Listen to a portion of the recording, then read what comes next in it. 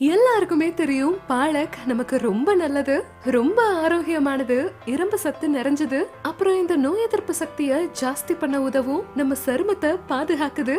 அப்படிப்பட்ட பாலக்க வச்சு உங்களுக்கு இன்னொரு ரெசிபியா செஞ்சு காட்ட போறேன். இன்னைக்கு செய்ய போற ரெசிபியோட பேரு பாலக் முட்டியா. பாலக் முட்டியா செய்ய நான் இங்க இந்த பாலக்க எடுத்திருக்கேன். இது 2 கப் பாலக். இது நல்லா கழுவி பொடியா நறுக்கி வச்சிருக்கேன். இந்த பாலக்ல நான் இங்க 1/2 கப் கொத்தமல்லிய சேர்த்துக்கிறேன். இதுல ஒரு பச்சை மிளகாயையும் சேர்த்துக்கலாம். இந்த முட்டியால வர மிளகாய நான் சேர்க்க மாட்டேன், பச்சை மிளகாய் மட்டும்தான் சேர்க்க போறேன். இப்ப கொஞ்சமா தோராயிரமா ஒரு 5-6 பல்லு பூண்டை சேர்த்துக்கிறேன். உங்களுக்கு வேண்டானா நீங்க இதை சேர்க்க வேண்டாம். அப்புறம் கொஞ்சமா இஞ்சி. இப்ப மசாலாக்களை சேர்த்துக்கலாம். முதல்ல உப்பு சேர்த்துக்கிறேன். 2 டீஸ்பூன் கொத்தமல்லி தூள் சேர்க்கிறேன். உங்களுக்கு வேணும்னா கரம் மசாலா கூட சேர்த்துக்கலாம். ஆனா நான் இத ரொம்ப சிம்பிளா தான் செய்ய போறேன். அப்புறம் 1 டீஸ்பூன் மஞ்சத்தூள். இந்த சீசன்ல வர பாலக் ரொம்ப ருசியா இருக்கும். சோ நான் நிறைய மசாலாலாம் சேர்க்கல. அப்புறம் கொஞ்சமா பெருங்காயம், ஒரு எலுமிச்சை பழச்சாறை சேர்க்கிறேன். கடைசியா சர்க்கரைய சேர்த்துக்கலாம். 3 டீஸ்பூன் சர்க்கரை. இது உங்களுக்கு பிடிச்சா மட்டும் சேர்த்துக்கலாம், முழுசா இது உங்களோட விருப்பம் தான். இப்ப இதுல நான் 2 டேபிள் ஸ்பூன் எண்ணெய சேர்த்துக்கிறேன். இத நான் ஏன் சேர்க்கிறேன்னா, நான் இதுல பேக்கிங் பவுடர் இல்லாட்டி பேக்கிங் சோடான்னு எதையுமே சேர்க்க போறதில்ல. ஏன்னா நம்ம முட்டியா பச்சை காய்கறிகள்ல இருந்து செய்யும் போது அது ரொம்பவே மிருதுவா இருக்கணும். இப்ப நான் இது கூட இந்த மாவை சேர்த்துக்கிறேன். இது நம்ம சப்பாத்தி செய்ய பயன்படுத்துற சாதாரண மாவு தான். இத நான் 1 கப்புக்கு எடுத்திருக்கேன். அப்புறம் என்கிட்ட 1/4 கப்புக்கு கடலை மாவு, அப்புறம் கம்பு மாவு இருக்கு. உங்ககிட்ட கம்பு மாவு இல்ல அப்படின்னா பரவாயில்ல, நீங்க ரவைய கூட பயன்படுத்திக்கலாம். இப்ப இத எல்லாத்தையும் நான் நல்லா கலக்கிக்கிறேன். இத எல்லாத்தையுமே கைய வச்சு நம்ம கலக்கிக்கலாம். தண்ணி வேணும்னா நீங்க இதுல சேர்த்துக்கலாம். மாவு முட்டியாக்கு ஏத்த மாதிரி செய்யணும். ரொம்ப மிருதுவாலாம் இருக்க கூடாது, அதே மாதிரி கெட்டியாவும் இருக்க கூடாது. சரியா இருக்கும். இங்க பாருங்க, இந்த தேப்லா மாவு இருக்குல்ல, அதே மாதிரி இந்த முட்டியா மாவும் செய்யணும். இந்த மாதிரி இங்க பாருங்க, இத ஆவியில தான் நம்ம வேக வைக்க போறோம். அதுக்காக நான் ஒரு வடிகட்டிய எடுத்திருக்கேன். அப்புறம் இந்த வடிகட்டியில நான் கொஞ்சமா எண்ணெய தடவி இருக்கேன். இப்ப மாவு உங்க கையில ஒட்டுனா உங்க கையிலயும் கொஞ்சம் எண்ணெய தடவிக்கோங்க, இந்த மாதிரி.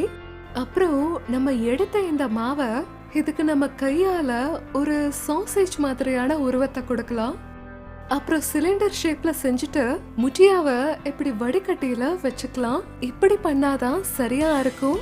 வாங்க இப்ப இத வேக வைக்கலாம். இந்த முட்டியாவை நம்ம ஆவியில வேக வைக்க நான் ஒரு பெரிய பாத்திரத்தை எடுத்திருக்கேன். அதுல கொஞ்சம் தண்ணிய ஊத்திட்டு நல்லா கொதிக்க விடலாம். இப்ப அதுல நான் ஒரு எலுமிச்சை பழத்தோட போட்டுக்கிறேன். அப்பதான் பாத்திரம் கருப்பாகாம இருக்கும். இந்த பாத்திரத்துக்கு மேல நான் இப்படி வச்சுக்கிறேன். இப்ப மூடி வச்சிடலாம். குறைஞ்சது 25 நிமிஷத்துக்கு மீடியம் ஃப்ளேம்ல வேகட்டும். இப்ப எப்படி இருக்குன்னு பார்க்கலாம். 25 நிமிஷம் ஆயிருச்சு. முட்டியா ரொம்ப நல்லா வெந்திருக்கு. இப்ப இத ஒரு கத்திய வச்சு குத்தி பார்க்கலாம். பாருங்க, கத்தி நல்லா கிளீனா வந்திருக்கு. அப்படின்னா இது வெந்துருச்சுன்னு அர்த்தம்.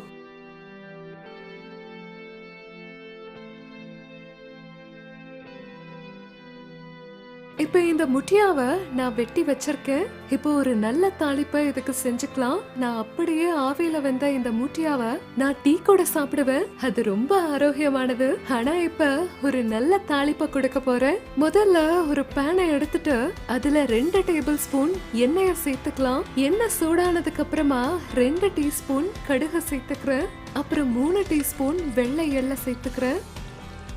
கொஞ்சமா பெருங்காயம், அதுவும் இந்த தாளிப்பு கூட சேர்த்துக்கலாம். எனக்கு இது ரொம்ப பிடிக்கும். இப்ப கடைசியா கருவேப்பிலை. இப்ப உடனே எல்லா முட்டியாவையும் இதுல சேர்த்துக்கலாம். இப்ப எல்லாத்தையும் மெதுவா கலக்கி விட்டுக்கலாம். இது மீடியம் ஃப்ளேம்லயே இருக்கட்டும். அப்பதான் நமக்கு ஒரு நல்ல முறுமுறுப்பான லேயர் கிடைக்கும். அதனாலதான் இப்ப இந்த முட்டியாவை செஞ்சாச்சு. கடைசியா நான் இதுல பச்சை கொத்தமல்லிய சேர்த்துக்கிறேன். வாங்க இப்ப சூடான முட்டியாவை பரிமாறிக்கலாம்.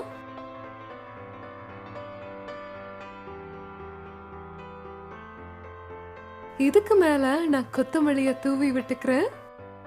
இப்ப இங்க தயாராயிருச்சு சூடான பாலக் முட்டியா. இது நீங்க lunch, dinner, breakfast, tea time ஸ்நாக்னு எப்ப வேணாலும் சாப்பிடலாம்.